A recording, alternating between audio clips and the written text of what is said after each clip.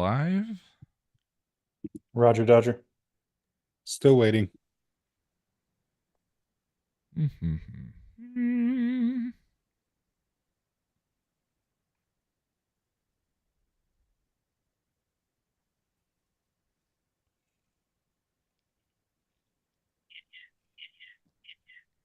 Oh, I think I know we're live.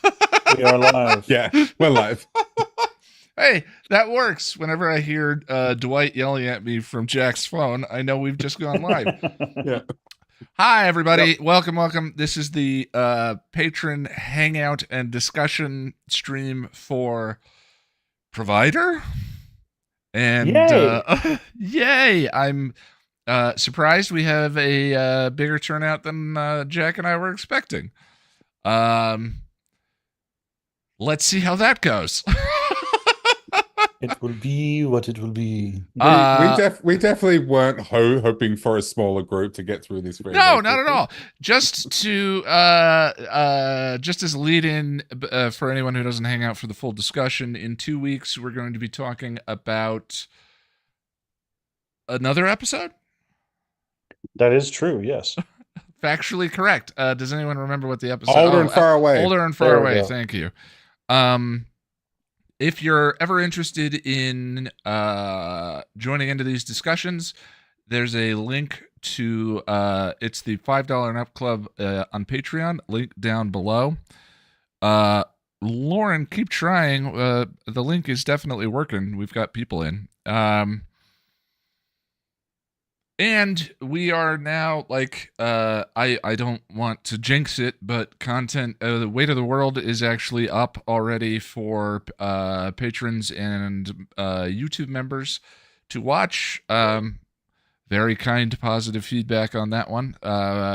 So hopefully everyone enjoyed it. And there's going to be the super edit of the season 1 episode guide going up. One video for the entire thing. We've done some remastering on it, and then of course the gift is written and will go up for members as soon as the video is ready, and then everyone else not long after. And then Sir Josh and I are then going on to the Angel Pylea video.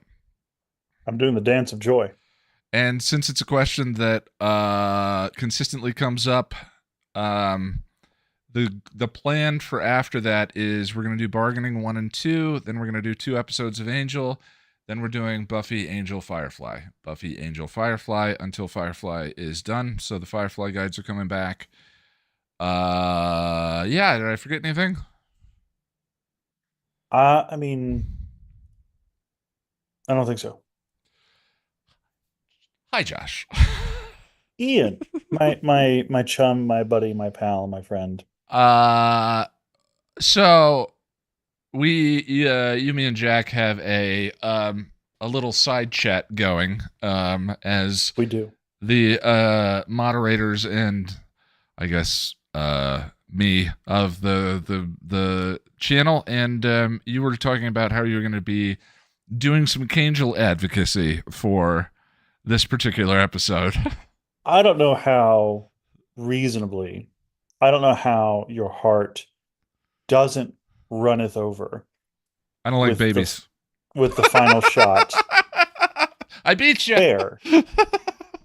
Of Angel, Cordy, and Connor, and just a slow zoom out as they're sleepily talking about the future together. Like, I don't know how your entire soul doesn't just become effulgent. First of all, with that look. Russell, don't get mad at me, but Josh, the answer to that question is that baby is Connor. So that's problem number 1. Babies are alarms. Not an asshole yet. Babies are alarms you have no control over, and also my alarm doesn't shit itself. So I have no interest. You should try that sometime. Those are the best alarms. That would get you out of bed. Unquestionably, like you would be up and at him like that if your alarm was doing that. Well, ships are an interesting thing, right? Deeply personal, yeah, of course, rational. And I will own my bias that I am currently in a Kangel-like relationship, a relationship that came after a different relationship, a Sure, yeah. relationship founded on friendship, and we were actually coworkers. We don't solve crimes or anything, but it's a very much like she's worked on herself and is no longer, You're the talking the high school uh, alpha. adult having done some of the work I've relationships. I've worked Yeah, on myself and I'm no yeah. longer quite as broody and wooden as I used to be. Like, I have it's a that problem deeply too. personal relationship with this ship. No, I get it. I've not thought about uh the relationship from that perspective. I mean, I'm in the same boat. Lonnie and I are very much you the idea of the one went away a long time ago. Yes. You have at this point in our lives, you have um loved and lost a number of times, Yes. and you reach a point in your life where there's less of a scrabble, I guess. There's less of a you begin to be able to self-validate instead of requiring entering into a relationship to find the validation that you are unable to give yourself, right? I also deeply relate to gradually having a person in my life that is the only one that I want to tell about my day. I just want to make her smile. Um, and I'll buy all the sandwiches for her that I want to. And I And date him? and who I'm like, whatever this person needs, I'm going to do my level best to provide that. I deeply relate to having all of those things be true and not thinking I'm in love with them. Like having to have it pointed out to me Yeah, that that's what love can feel like. yeah, yeah. I And being understand. like, oh, Yeah. Harris says in the chat, "You're baked cookie dough." oh, that's Harris. I mean, That's that's such a that. niche compliment, also. Yes, I know. That's us. Like, that's how you know you're home. Is or that we have found the group that we belong with is that compliment. I love it, Harris. Yes. Um, so provider as an episode, thoughts and feelings. Like I said, entirely. If I guess if I have a candy episode, writer is one of them, and it's because all of the Kangel stuff outshines any of the like any of the other stuff that is admittedly kind of dull. Like this Yeah, episode is a workplace comedy yeah, and, yeah. and It a feels pretty like a dry missed. run. The more we talk about it, it feels like a little bit of, from the standpoint of the fiction of the episode, it feels like a little bit of a missed opportunity to me. Hmm. I'm thinking specifically, what is the name of the short story episode in season 2 of Avatar? Uh, Tales of Ba Sing Se. Tales of Ba Sing Se, right? Like, or Family from Star Trek: The Next Generation. Hmm. Hmm. Like the sort of it's not just an A story and a B story, which every episode has. It's Hmm. every character seems to have their own short story. Yeah, they get their own Um, vignettes. yeah, their own vignettes, and that wasn't necessarily what they were shooting for here, but it weirdly comes close to that, and it feels like there was an opportunity there. It's just there's just no character connection. Like, Fred is smart. I don't Hmm. know. I don't want to start dunking on the episode. During the first conversation. I mean, I feel like and I know that and you know that I know that each of us have opposing, viewpoints on this particular episode. I enjoy it. I find it humorous. I find the the plot with Fred kind of ridiculous, but in a fun way. Like the way that they're all like clicking and clacking behind her head as they're like measuring her head while she's solving the puzzle. like another cracks me the fuck up every time. another one of the weird cement like I we have I'll say we have friends who are um uh we'll say joyfully pedantic, Mhm, who delight in the semantic criticism of episodes, right? Yes. Right? Not naming names, but I find like what I've noticed myself when I find myself falling into that trap, and Jack and I watching the episode, I noticed there's 9 pieces in the Fred puzzle. 9 pieces. I don't need to know physics to solve that puzzle. You know? No, it's like it shouldn't take someone a genius intellect the level of Fred to solve the puzzle, except the way that she solves it is not by fitting the pieces together. She solves the code on the pieces. Right. Which seems completely unnecessary. It's completely basically unnecessary. a Fisher Price puzzle, you know? Yeah. Yeah. But here's what I was trying to say. I find myself distracted by semantic detail when I'm not emotionally engaged. Yes. That is so from that perspective, when we talk with other people who are semantically distracted, like for instance, there was a bit in my script for The Gift that I have removed, but the bit was about Olaf the troll god's hammer, and getting into the idea of why didn't she say troll god in Triangle versus why is it in The Gift, and sort of and then I realized like, no, I don't care, right? We're talking about one of the most profoundly emotional experiences I've had with media. Like The Gift is for me one of the most important personally important episodes of television I've ever watched. I don't care that she didn't say troll god in Triangle. But conversely, I watch an episode like this, and I guess I can understand, right? Like, if you're not emotionally engaged with the material, all the rest of the stuff is going to stand out to you. Yeah. So, like, ultimately, when I find myself sort of critiquing a 9-piece puzzle in an episode, it's really not about the puzzle, right? It's about, for me, the engagement or lack thereof in the rest of the episode, because the baby thing, I don't like babies. I'm saying, I don't really think babies like themselves. I mean, if we're being real. Yeah. Alarms you have no control over. It's a dry workplace comedy that I find myself cackling along to. Like Angel's interactions with Jeffrey Dean Morgan's character are absurd. Like he's so petty and ridiculous, and it's fussy Angel taken up to 11. And I love it.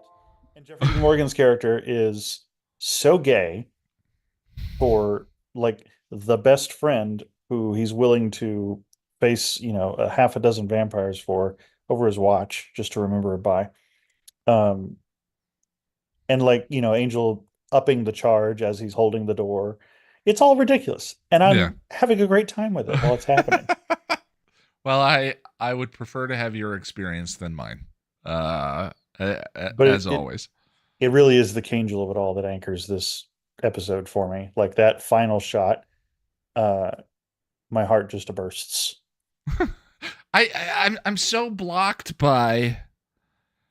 But it's a relationship you can never have, right? Like that's why that ship. That's why I'm blocked off from that ship, right? Is because of the stupid curse. Angel cannot have the relationship. So the tantalizing nature of dangling that in front of us as an audience member, just I'm like, okay, this can't go anywhere. But that also is part of the point of season 3. And this is one of the things about season 3 that I love, that it does not stick the landing on. Part of the point about season 3 is the question of, can Angel love? Without perfect happiness or whatever. Right. Yeah. Because also, and it's a missed opportunity in the dad episode when he like sticks his hand out into the sunlight and has that really melodramatic monologue about Yeah. soccer. But like one of the things that later on is part of the driving force behind why Wesley is so scared of the prophecy is because Angel loves his son so much. What if he loses his soul while he's with Connor? Yeah. So the whole season is about can Angel love? And this episode and the ship of Angel in general, to me, demonstrates that love can be a series of actions rather than a constant state of emotional bliss. I like listening to you talk about season 3. I think more than I like season 3, and I've had people say that to me. So I think we're but now going I to understand. do. I think we're going to do just fine together. Yeah. I think it's gonna be a good series. All right, brother. Yeah. Let me go over to Tom, and then I'll go to Jack. Tom, Ian, how are you? I am great. I finished a script before the Excellent. next video went live, so it feels Yeah, good. that's pretty good.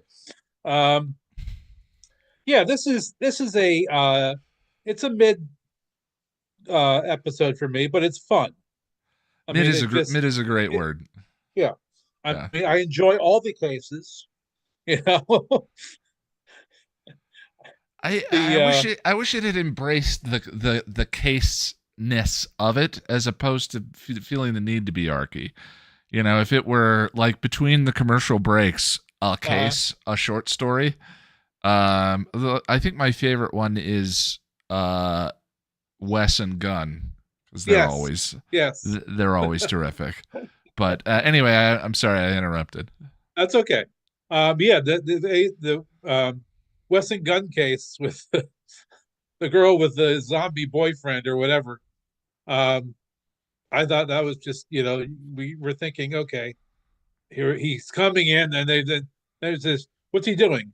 He's pouting. All right, that's it. It's so good. Did you have to poison me? You poisoned your boyfriend. Yeah, there are great moments Yeah. Throughout the whole thing. Overall entertaining.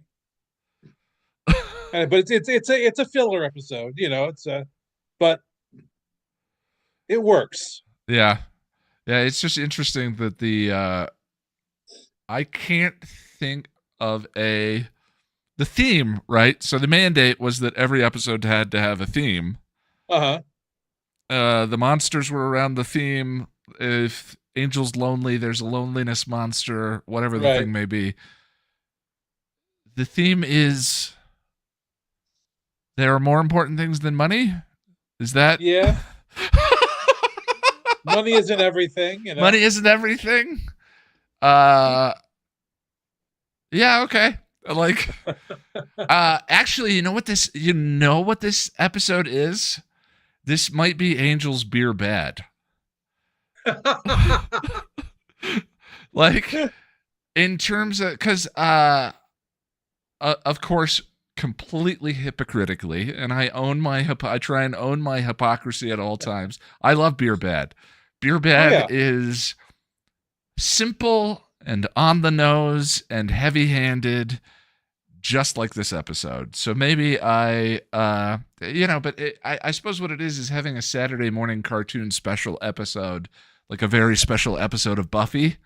Yeah. Fits the tapestry of the flavor of that show in my mind a little bit more than this. But nonetheless, yeah, this strikes me as Angel's beer bad because I was thinking, like, what is the most simplistic? Oh, alcohol is bad, or literally, it's in the title, beer bad. Yeah. Yeah, it might be the comparison. Well, I don't want to put you on the spot. Is there anything else you want to throw out about Provider? I will say that I'm not a Angel shipper. Okay. I think it's because I love their friendship. Yeah. And it's like, oh no, Josh. We can't have two people of the opposite sex just be friends and have a deep friendship. If they get that, if they're around there, they're gonna get groiny with each other eventually. Yeah, because that's how if these they're the things two happen. leads. Yeah, and it's like it's okay for them to be platonic friends. Yeah, You know? it's interesting. Like I feel like progressivism is a sliding scale, right? It's always moving one way or another, but we hope one way. And like the idea of office place power dynamics Uh-huh. hadn't quite been broached at this period, and so you have the Wes and Fred romance, which feels maybe challenging in that regard, and then you have Angel and Cordelia, boss and employee. It I don't actually see him as the boss No, yeah, because yeah. technically Wes is the boss, but at this point, I think at this point they are a team. They'll have somebody, in Well, they're the family. She says it leadership in the. position when they're in the field. They'll have a leadership position when they're trying to decide whether to take the case, whether blah blah. But um, everybody is integral to the group. I Yeah, mean, obviously, Angel is the powers that be are working with him, but without Cordy, there's no team. yeah. Well, she Um, says it's a family business. yeah, She says it. She says it in what is the last episode of season 1? Don't be embarrassed. We're family.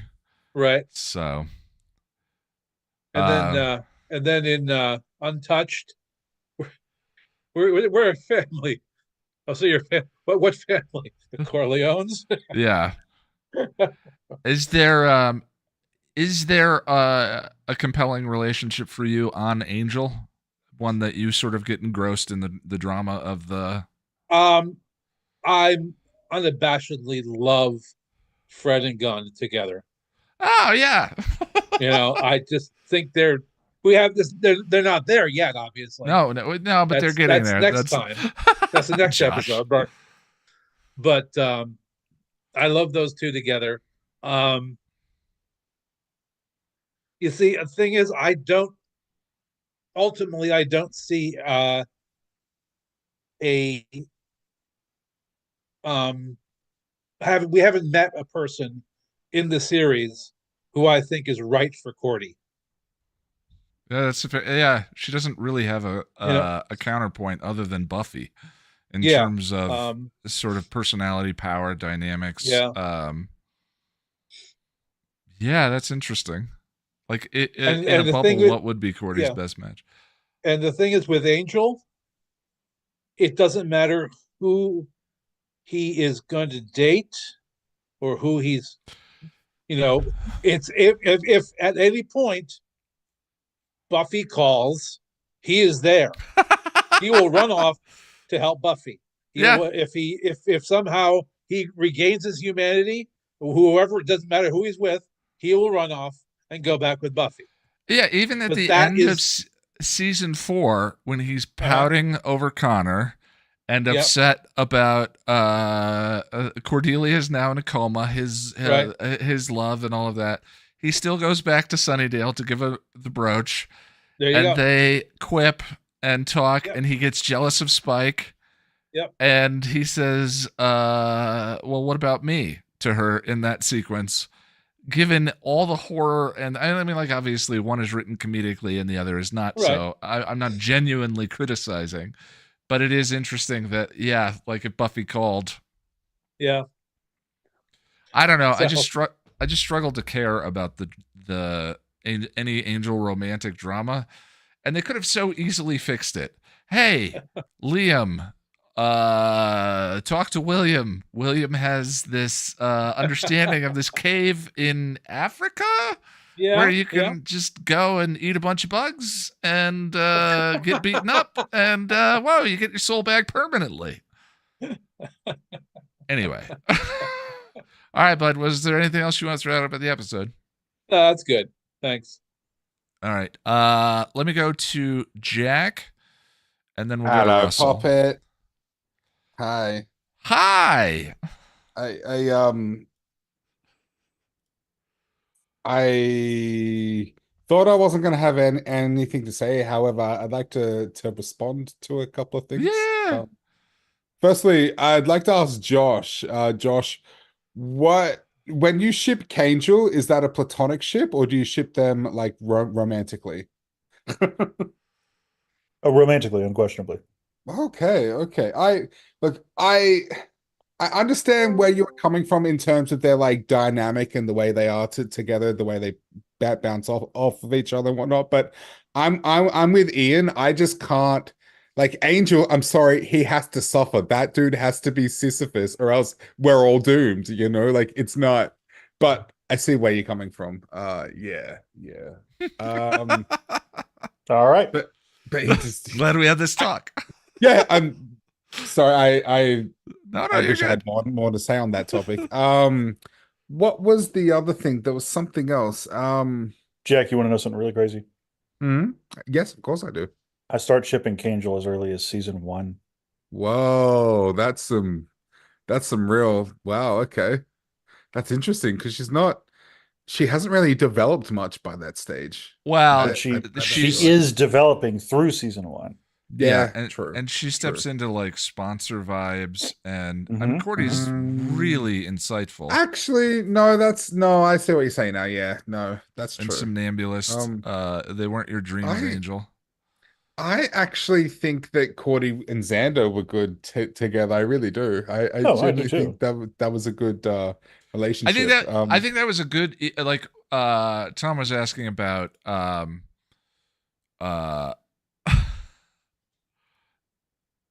good matches for Cordy. The reason Yeah, Xander is a that's what good I'm match for responding Cordy, to. yeah, the reason Mm. Xander's a good match for Cordy is because they are inverted. But that Yes, was the whole exactly. point of that relationship to begin with. Is like, And they were too different, I think. yeah, very Which like is they're foils, not mirrors, right? which is the problem I personally have with Fred and Gunn. I like opposites attract, but there has to be a middle ground, and I don't feel like they have a middle ground. I'm sorry, Josh, man. I'm sorry, Josh. I'm so sorry. I feel as though um Fred and Wes are like soulmates. I feel like they are perfect together. I really do. They're both bookworms. They're both like sciencey stuff, and They you know, certainly have more. They're more alike. yes.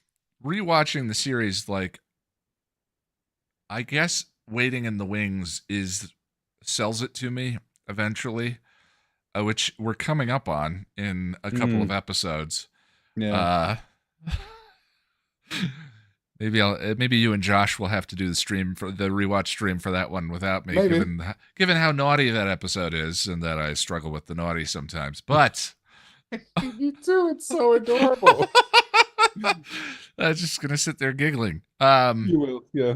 The uh that little I suppose that little bit sells it for me. The problem that I always like uh, uh, part of the sort of Buffyverse formula I always struggle with as well is like, the second that anyone's allowed to be happy, Mm. something horrible is about to Yeah. happen, Yeah. right? Wild at heart, bloody, just Yeah. everything. Yeah. And Yeah. I mean, or even Billy, right? Wes is beginning to come to grips with his crush at the beginning of that episode. Mm. They're about to talk, and then he does, I mean, sort of uncontrollably, the horrible thing.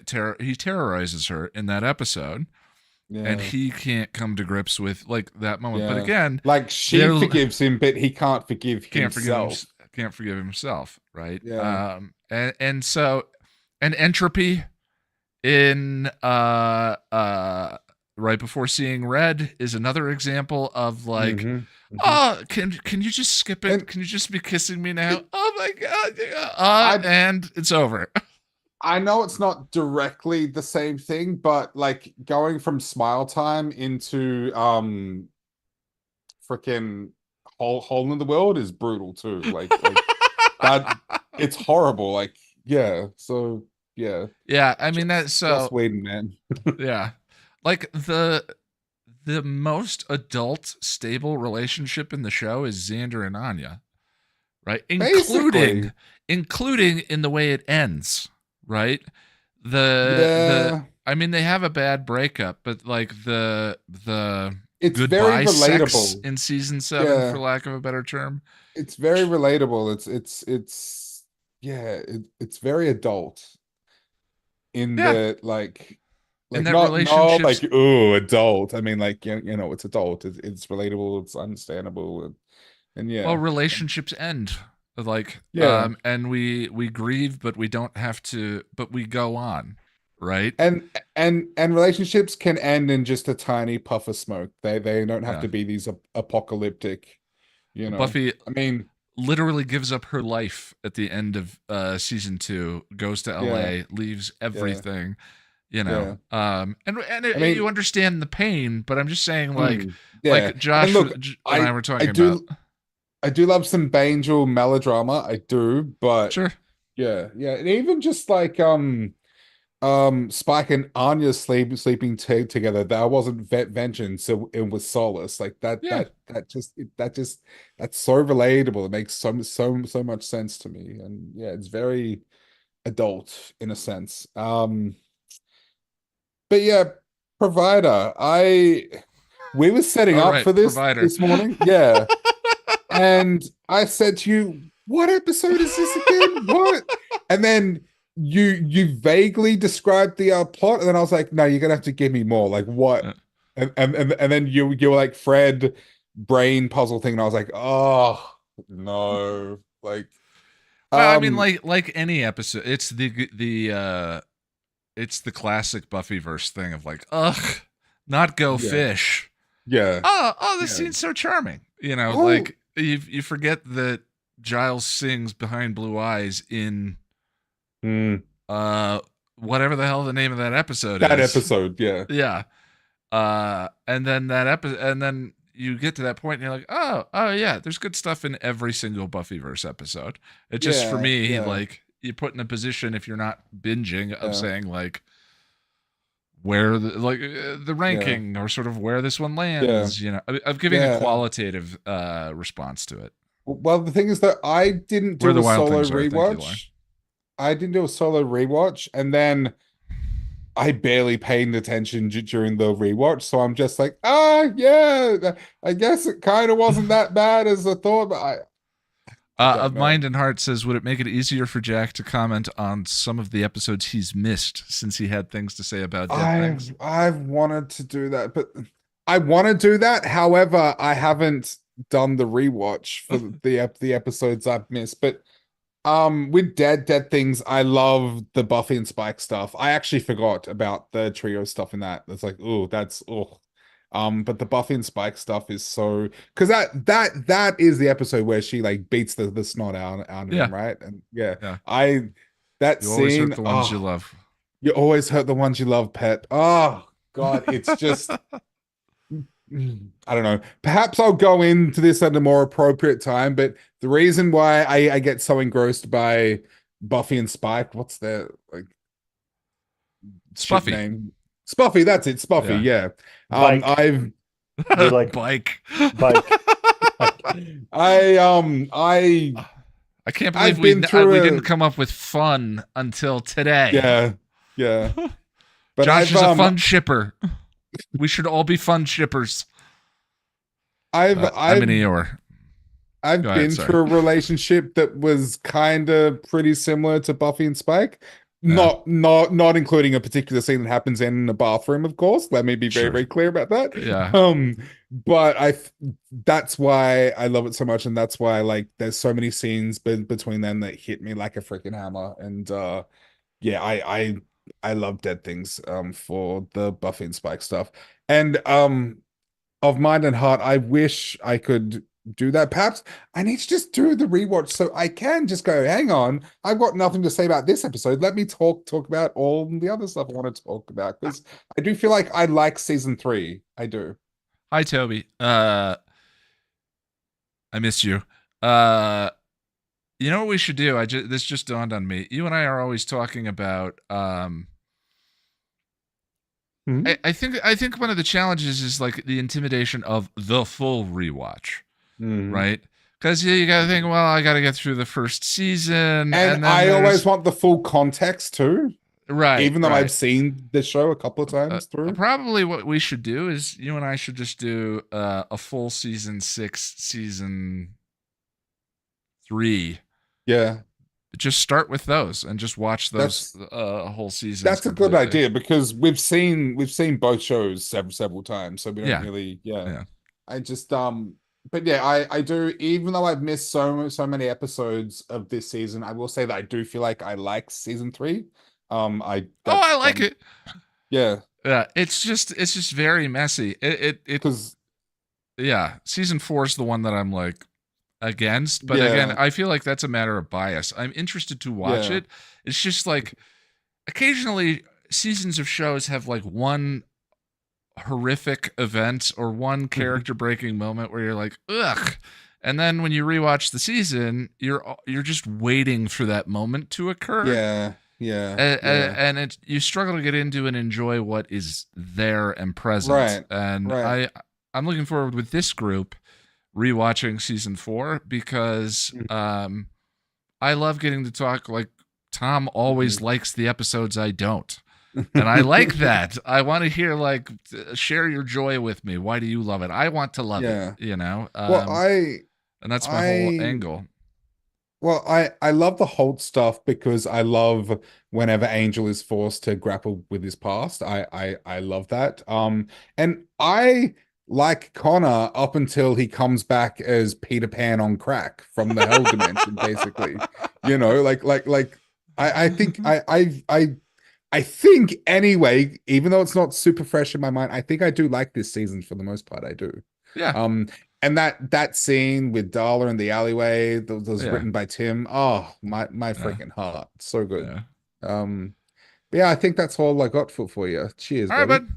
Good stuff. Thanks. Let me go to Russell and then we'll go to Lamb. Russell. Hopefully you are ready, sir.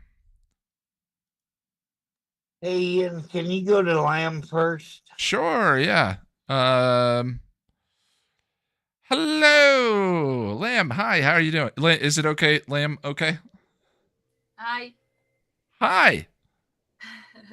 Well, this is your first time joining. Wow, I love your display room. Yeah, I love your room as well. Oh, thank you. It feels like we've got the same sort of interior design then. Yeah, a similar aesthetic. Except is that a puppet Severus Snape in the background? I see that. So I have I don't know if people in the stream can see. We have Lani, my wife, and I share a. I think you're looking at Puppet Angel from Smile Time. Oh, is it? Yeah, it's a bit blurry on my screen. It looks like a spitting image of the Snape, Severus Snape from the Potter Puppet Pals, like the ancient meme thingy when YouTube started up. I mean, I'm a bit weird. Age-wise and geographically wise. Yeah, I totally understand. Well, this is your first time joining in, so just give us a little background, like your history with the shows. When you watch Buffy, when you watch Angel, just tell me a little bit about. I was a massive fan of the X-Files, and I grew up in a small, very religious, secluded town in the Netherlands. Yes, it's a small country. Yes, there's also a Bible Belt, and there's also something like everything outside is weird. It's satanic, and you know. I knew there were things like gay people, but not where we lived. Sure. And yes, there were people that didn't believe in God, but not where we lived. And it's weird because I didn't expect to be. I got a notification and I joined. I've been a patron for quite some time because, well, you know, I just love your analysis. Analysis. Well, whenever I don't know, I just cheat and use the analysis. Your views on. There you go. Yay! Perfect. Yeah. But how I actually got into Buffy is because I was intrigued by an LP, Jesus Christ Superstar. Oh, interesting. Yeah, because in Dutch we say Jezus Christus Superstar. Yeah. I was like, why is that spelled wrong? It's weird, but it was the sort of stuff you wouldn't ask. And then finally, at some point, I was old enough to say, what is this? And my dad said, oh, well, I will let you hear. And he got the record, like an LP. In Dutch, we say Sure, yeah. Langspeelplaat, like the big discs. And he put it on. And I was just mesmerized by the guy that sang The Path of Judas on the original concept album, and that was Murray Head. It was who? Murray Head. Okay. The brother of.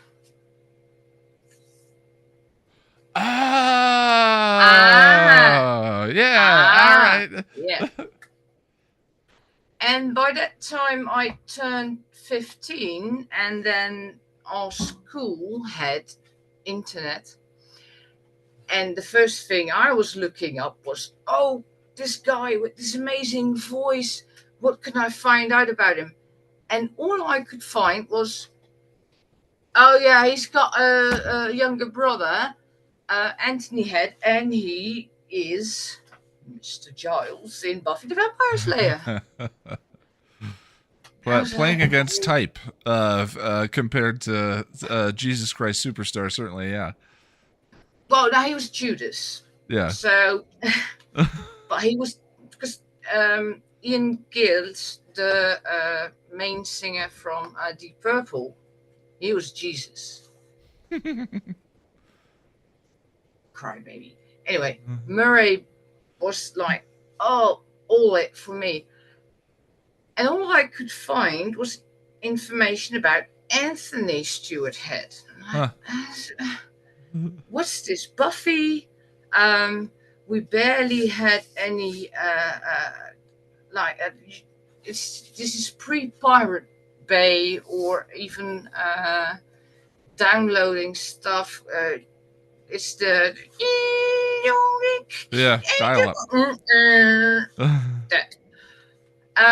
So at school, I would try and find, and it kept coming up Buffy, Anthony, blah, blah, blah. And then I'd saved up enough money because I'd been working since I was 11, because that's what you did where I grew up. And I got to buy my own little TV.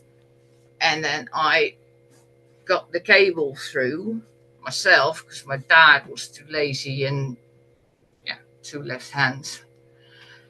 And I got like cable. And then at some point on one of the, I'm not sure,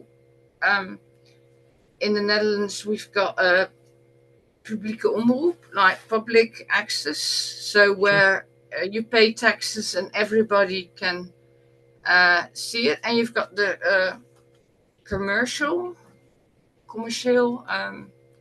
It's like the stations where there's advertisements. Sure, yeah. Network television is what we call it. Yeah. Yeah, like I got my own TV, and in the middle of the night was probably like 9, 8 ish. but I would be in my room and I would catch some episodes of Buffy and then see, oh, so this is the Anthony head that they were all talking about and ignoring my big hero, his Mr. big Murray. brother, Mr. Murray. And so it came to pass that my first episode was the one in season 4, and I can't remember the name. It's where Oz returns Wild at heart. and chases Tara Yeah. because she smells like Willow. Yeah. And me, 15 years old, like, why would she do that? Because, like I said, Ah. small Yeah. town, there is such a thing, but not real. I'm like, gay? What's gay? Lesbians. Oh, it was an awakening for me. It was just, okay, it made a bit sense. And I ignored Buffy the rest of the time that I went through high school. In the Netherlands, there's different levels. Sure. I went from the second highest level to the highest level with a jump, just because I wanted to get to university so I could get away from The belt. yeah, Yeah. as soon as I could, only to find out that in the Netherlands, every city is still a small town. But I did met people that had the same interests as me, like music, X-Files. Yeah. And I got talking about, but like the original Jesus Christ Superstar, blah blah blah blah. And then there was this guy who said, "Yeah, his brother." It's like, "Oh yeah, is that the guy from Buffy?" Oh, fucking Buffy! Like, oh no, I'm sorry for swearing. Oh, I'm it's okay. Dutch. We swear all the time. And he said, "What? You've never seen Buffy?" I was like, "Yeah, once or twice." I think Murray's little brother's a bit of a twat. Didn't care much about it. I'm into X-Files. I think you and I It would have was got cool on well. back You and I would have got on well at this time. I was the I same don't know. way. I don't Buffy. know how old you are. That's not the X-Files or Star Trek Yeah, I in my know. case, but yeah. Oh, that also came later for me because sci-fi and fantasy was not done. I say, you think the Netherlands are like progressive and you? That's what I was told later in life. Like, oh wait, we're like open and appreciative and tolerant. No. The Netherlands isn't tolerant. We just don't mind other people doing stuff. As long as we don't, feel bothered. But everybody felt bothered about everything. Sure. And me being a weird and strange girl all my life, is what I heard all the time.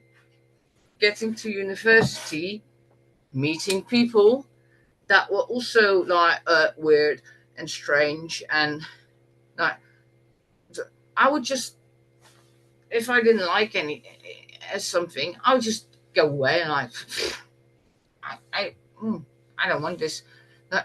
I'd rather be on my own, or I want to see this, or I want to see that.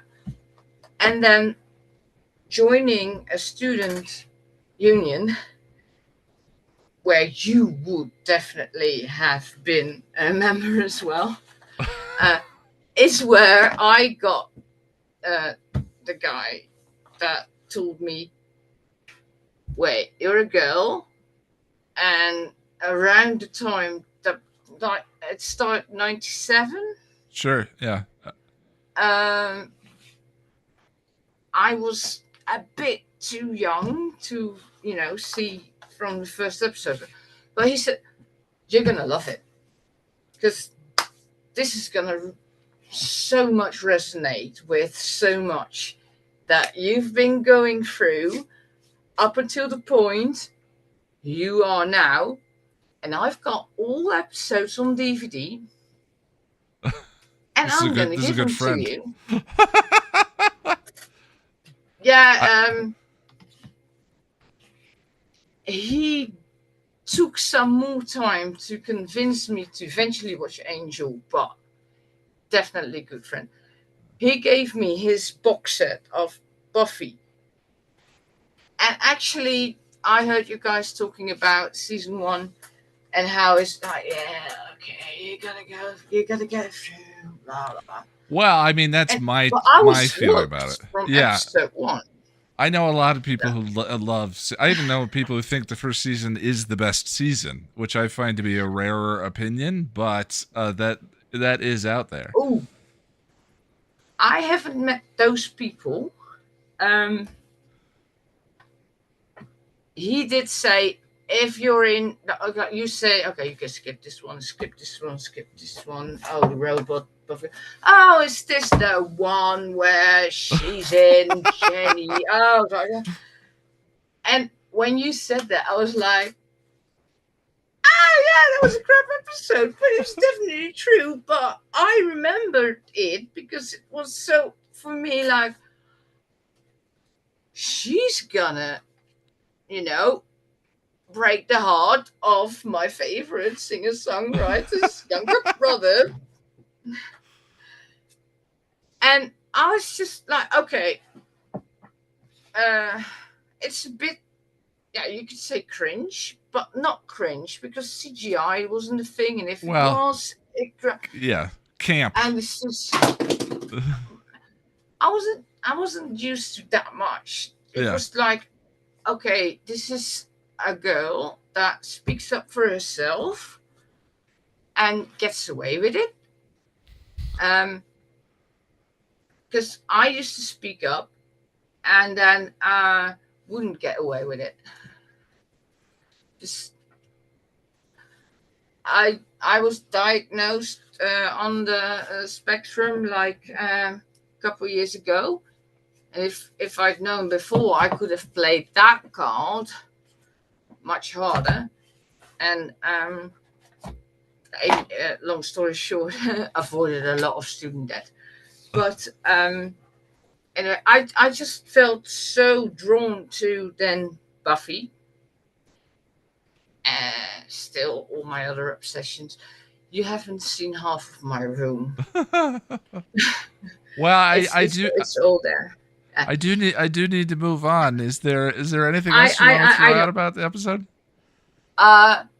No. But when you said, "Oh, but it's the episode where Anthony sang no Behind Blue Eyes," yeah, and I was like, that sucks, because I've been a fan of the Who, like even before I knew that Buffy was a thing, and I was like,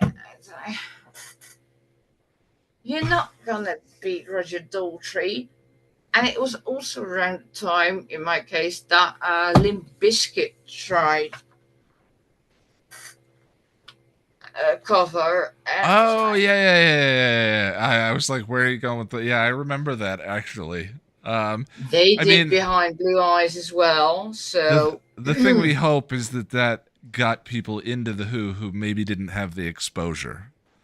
Oh, right? I know for sure that it put people in my class off the Who, because Because I was trying to push it on to, but that was high school. And university, very long story short, got the DVD box, watched all the episodes, absolutely loved it. Watched Buffy at least once a year through, except for the final season until like episode 4 or 5. That's where I got. X-Files stops after season 8. Buffy stops. I can't stand where they're trying to pretend to kill off Charles. Oh yeah. After that, I'm done. Bleh. Well, it's funny. I've seen. I have a similar experience with Angel. Because I've only ever seen 4 seasons of the show. I never, for some reason, they never aired season 4 here in the States. I'm just kidding. But Angel? No. Just ignore. I appreciate you joining. I do need to move on. I hope to see you at another one. Okay. Let me go I'll over mute to myself again. All right. I'm glad I got the stuff working. Now I know that phones don't like Zoom. Yeah. And Well, I'm glad you got it working too. I've been looking at his smolder. Let me go over to Russell. Russell, hello. Hey, Ian. Can you hear me now? I can hear you, man. How you doing? I'm doing well, thank you. How are you doing? I finished a script yesterday to one of the most intimidating episodes of the show for me, so I'm doing pretty well. And we get to record it tomorrow. Congrats. Thank you. I wish you all the well for it. Take your time with this, please. I don't care how long it takes. The Gift is one of the best episodes ever. Don't rush your way through it, please. Well, it's done. Like the writing is done, and that's the base that feeds everything else. So, I hope that you're gonna enjoy what we have. We did a test reading of it yesterday, and I managed to get. I think I got a tear from both Jack and Lani. So hopefully that bodes well in terms of y'all enjoying it as well. I appreciate it. On to this. On to Provider. And Josh, you can feel free to unmute yourself because I'm bringing you up. But you brought up Can Angel love? Well, yes, he loves Connor completely. But the curse says in order for him to lose his soul, he has to experience perfect happiness. How can he do that when he is constantly concerned about Connor's well-being? Oh, that's interesting. What a disturbing commentary on parenthood. That as parents you're never happy. I'm sorry, but and from his perspective, he's got it even worse. Yeah. Hart wants to dissect his kid. Other people want to kidnap Connor. He's got to worry about the finances of raising his kid and the lifestyle that he has to bring Connor up in. I mean, who would be happy? And if you do get happy, you might eat your kid. So yes. I mean, like, I deal with hypervigilance and I'm not a vampire with a soul. So I guess I get it. And for Jack, I 100% agree with you. I think Wes and Fred are the better couple, but not so much on Fred's part, but Wesley. Wesley loved Fred from the moment he saw her in Pylea. He has made that clear through season 3, 4, and 5. So, Well, of course, the famous line, would you have loved me? I did. I think maybe even before that, since he first saw you, which he says in Hole in the World. So, yeah. those demons that tried to take Fred's head are reminiscent to me, at least to me. Ian, feel free to disagree, but since I know you've seen Star Trek The Next Generation, they're reminiscent of the episode Schisms. Oh, clicking the dip. barber demons, yeah. And the clicking. Yes, yeah. I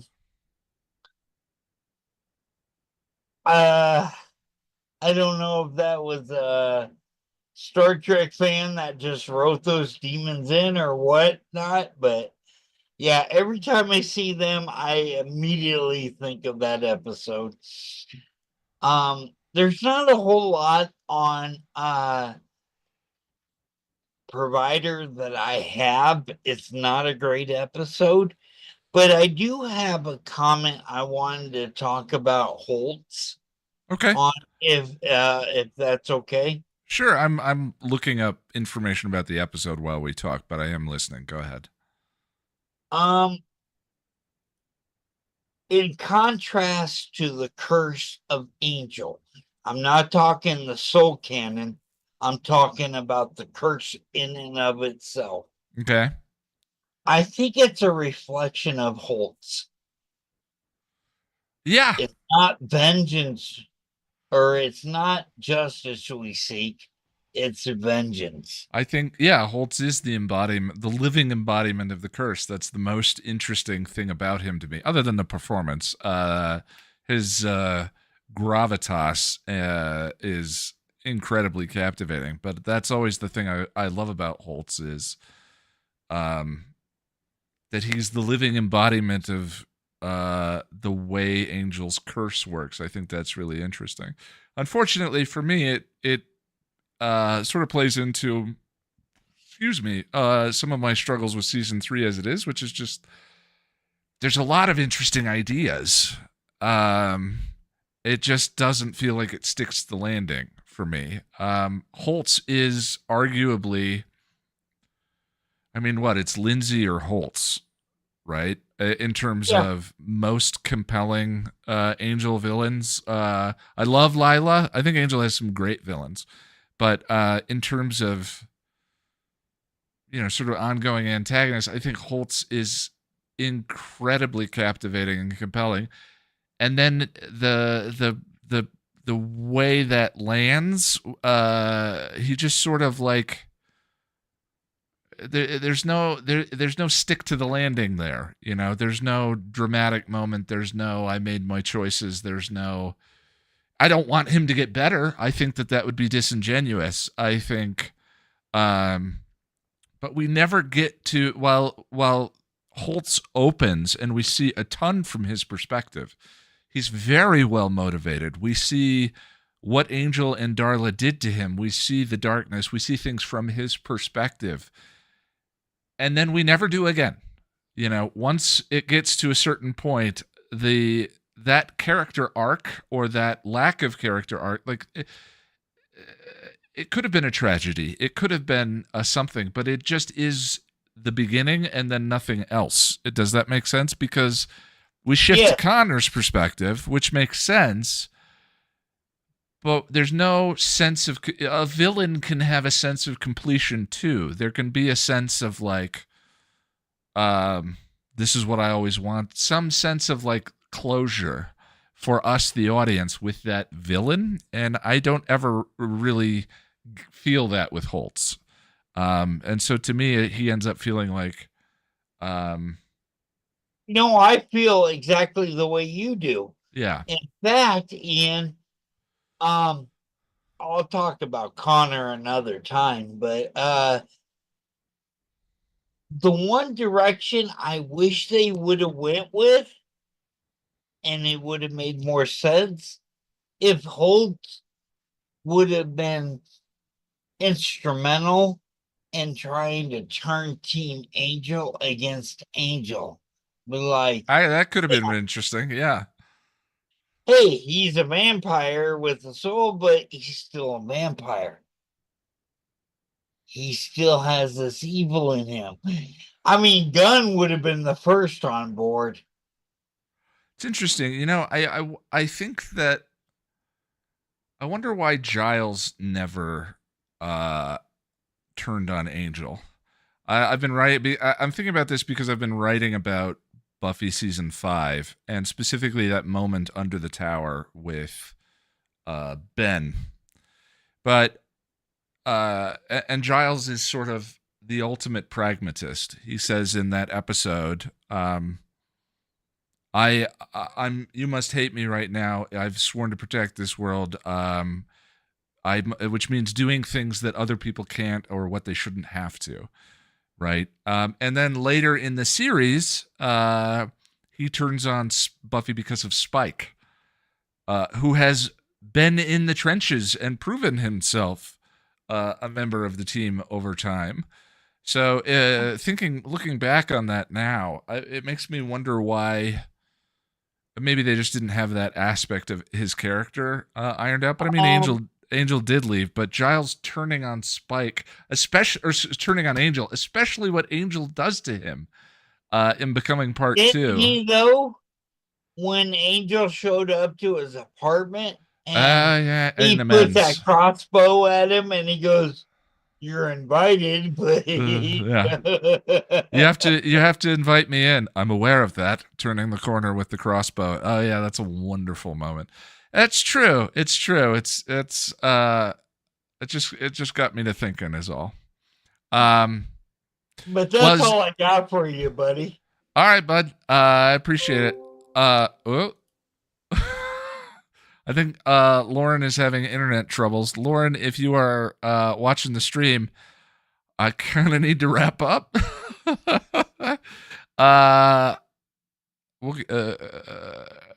I'm not sure how to proceed, given Lauren's been trying so hard to get in here, and I have no vamping in my system at this point in the stream. Can I vamp a little bit? Sure, go ahead, Tom. When you're talking about the how everybody gets too happy, all hell breaks loose. Yeah, that's why I always loved Willow and Kennedy. Willow makes Kennedy makes Willow happy, but not too happy. But not too happy. That's all. That's what I'm saying. Wait, are you the one Kennedy Willow shipper? Kilo? Yes. Oh, Tom, you make me so happy.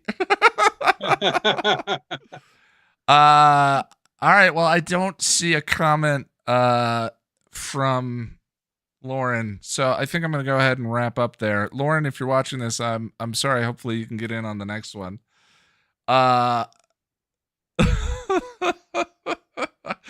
Thank you, everyone. I appreciate you guys. The gift script is done. I've said it a few times, but I know people come and go.